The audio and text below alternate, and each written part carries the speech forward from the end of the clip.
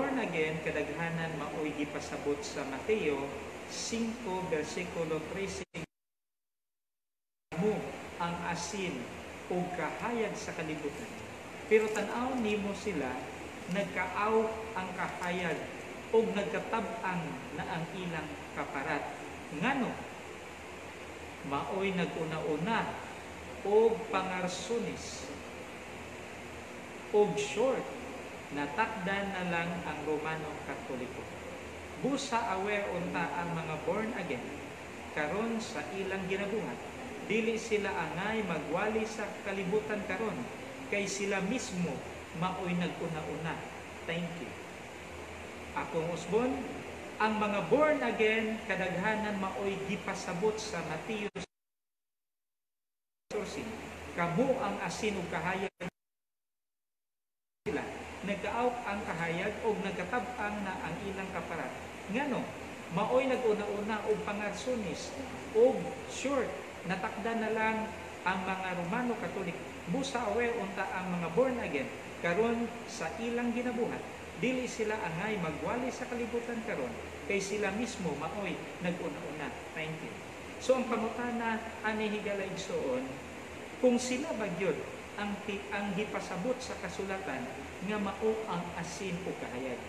Kung ang mga born again ba ang tinuod nga gitumbok sa kasulatan nga mao o kini nato dinhi sa Mateo 5 versikulo 13 o sa Mateo 5 versikulo 14. You are the salt of the earth.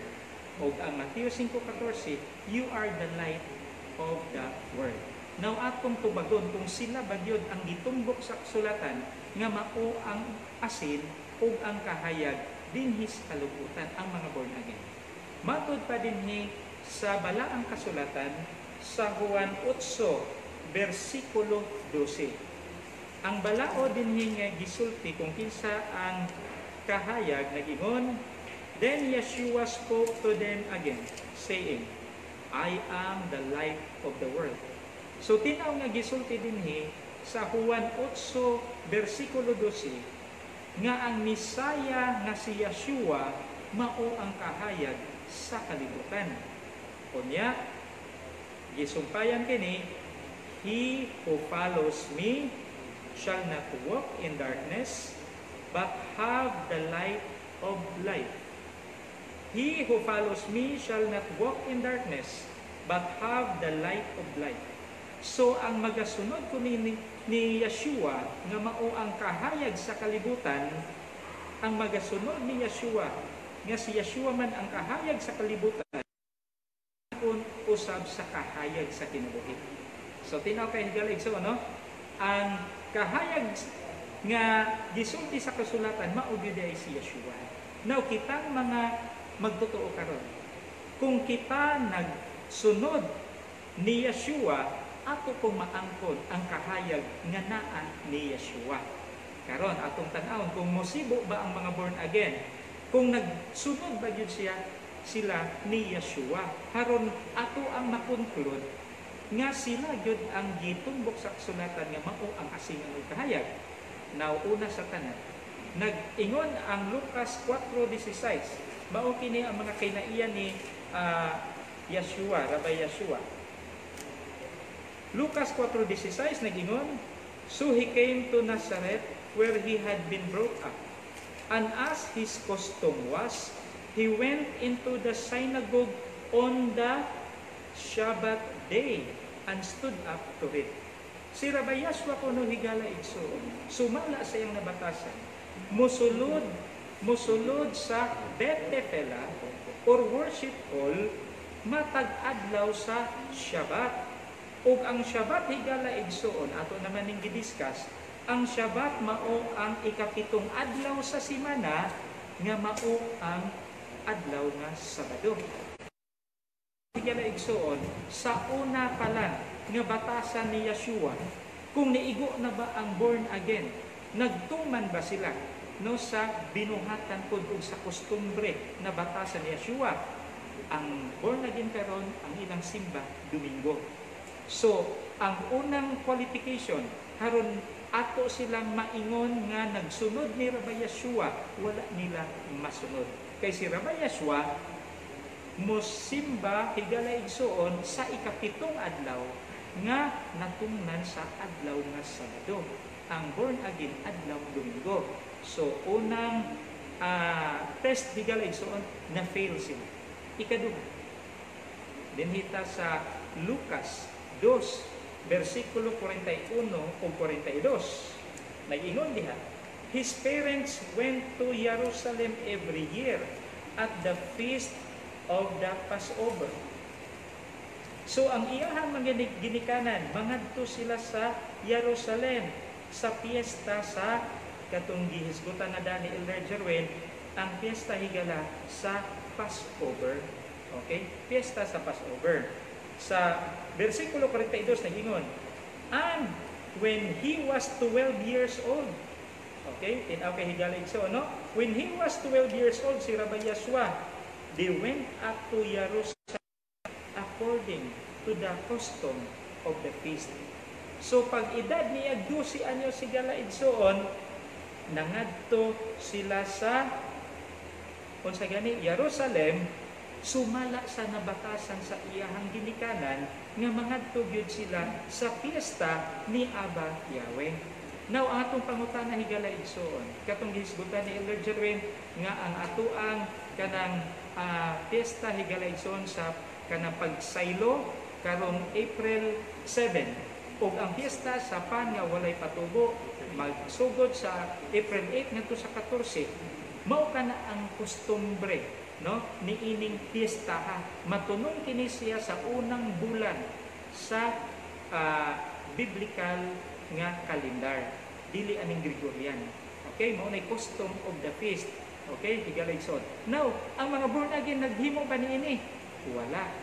Wala sila'y mga kapistahan ni Abba Yahweh nga imong makita diha sa Leviticus 23. Na diha ang piyesta sa Passover, mosunod diha ang piyesta sa walay patubo nga pan, mosunod diha higala igsuon ang kaning piyesta, no, sa Pentecostes nga makita nato nga maproybahan nato sa New Testament nga kini ginabuhat sa mga disipulo ni Rabbi Yeshua o ni Apostol Pablo, no? Buhat 2. Nagpiesta higala igsoon ang mga disipulo o mga sumusunod ni Rabbi Yeshua. Tinaw kayo na diha sa New Testament higala igsoon. Unsa pay sunod ang piyesta sa trumpeta. O niya mosunod diha na ang piyesta higala igsoon sa piyesta sa puasa. Okay? Piyesta sa puasa, mosunod na po diha higala igsoon ang piyesta sa tabernakulo o ang last great day. So kini mga piyestahan nakalatid ni nakasulat kini sa Leviticus 23. Ang pangutana, nagbuhat ba ang mga born again na ini? Ikaduhang test ni fail sila. Anita sa pagkaon higala igsoon. Mateo 7 versikulo 6. Atong tanaon kung nagtuman ba sila sa pudlos, sumala sa balaod sa langit nun nga amahan. Nag-ingon din ni Mateo 7 versikulo 6. Do not give what is holy to the dogs, nor cast your pearls before swine. Okay, tinaw kayo. Ayaw ihatag ang balaan ngadto sa mga iro o iitsa ang mga perlas o mga mahalon nga butang ngadto sa mga baboy, lest they trample them under their feet and turn and tear you in pieces. Higala isundin ko nato ihatag unsa ang mga balaan ngadto sa mga hugaw nga mga mananap, ang iro, ang mga baboy. Karon unsa man ni ang gitawag nato nga kaning mga holy nga things higala igsoon. Tinaw kay na nato makita diha sa unang Korinto 6 versikulo 19. Atong basahon, nag-ingon, Or do you not know that your body is the temple of the Holy Spirit? No, tinaw kay higalig so ano? Wala ba kamo makahibaw nga ang inyuhang kaugalingon, inyuhang lawas, templo kini sa balaang espiritu. Nag-ingon si Rabbi Yeshua, ayaw ihatag ang balaan ngadto sa iro o baboy. Meaning ang atong kaugalingon kuno higalay igsoon, dili nato ihatag ngadto sa mga mahugaw nga mananap. sa baboy ug sa iro, sa pagkaon niini sa pag-agi nga mukaon tamin ipalayo nato ang atong balaan nga lawas higala igsoon kay templo kini, no, sa Ruach Kodes. Dili kini nato pasuddan og mga hugaw. So meaning dili ta mukaon og mga mahugaw nga mananap sama sa baboy o kining iro. Mao ba yan higala igsoon ang hinungdan sa pagsulod sa mga sakit sa kalibutan, labi na ni ining coronavirus. So usa sa paglikay nato ni ining coronavirus, dili lang ang paglimpyo sa gawas, no, sige tagtip ka ng sige taog sanitize og alcohol, pero gipasod nato sa atong lawas mga hugaw mismo nga mga pagkaon, mga baboy, mga nukos, mga walay himbis ug kapay, mga pansat nga higalig suod. Ang gawas na imong gilimpyuhan, pero ang imong sud gipakuyog nimo ngadto sa imong dugo, ang mga duga sa mga hayop nga gidili sa kasulatan nga kanon kay kini mga mahugaw. So dili ta makalikay aning mga sakit nga nasa palibot kay atong kanang mga dugo nato, no, nagpuyog diini ang mga ingredients sa mga hugaw nga mga pagkaon nga atong gikaon matag adlaw. Ang sunod nga pangutana higaligsoon, nagtuman man diini ang mga born again? Wala gyud. Kay sila mismo nagakaon ni ini mga mahugaw nga mga pagkaon. Ug sa katapusan, Mateo 5:17, si Rabbi Yeshua nagbantay sa tibuok nga balaod ni Abayawe. Tinaw kay na diha nga pagkasulti higala igsoon. Tinaw kayo nga nagingon, do not think that I came to destroy the law or the prophets. I did not come to destroy but to fulfill. For assuredly I say to you, till heaven and earth pass away, one jot or one tittle will by no means pass from the law till all is fulfilled.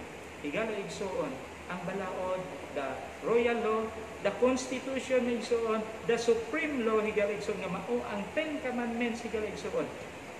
Gi bantayan, no, gi obserbahan, no, ni Rabbi Yeshua higala igsoon. Og ang kondisyon ani higala igsoon, no, mawagtang pa ang langit ug ang yuta kaysa balaod sa atong langit nga amahan. Ang pangutana, nagtuman ba ang born again ini? Wala gihapon. Sila magtuman ni ani Dios iso, no, sa 10 commandments sa atoan langit nga amahan. So, conclusion, ang born again ba mao ang asin o ang kahayag sa kalibutan? So mala higala igsoon sa kasulatan, dili sila mao ang gitawag natong mga asin o kahayag sa kalibutan. Kaya nga naman, wala nila matuman, no, ang mga kinaiya o pamatasan sa ato ang Misaya nga si Rabbi Yeshua. Dili mo kaunog mga mahugaw nga pagkaon, nagsimba siya sa Shabbat nga matungnan sa adlaw nga kanang Sabado, tigaligson og nagtuman sa kapistahan si Rabbi Yeshua ug nagtuman gyud sa tibok nga balaod sa atong langit nga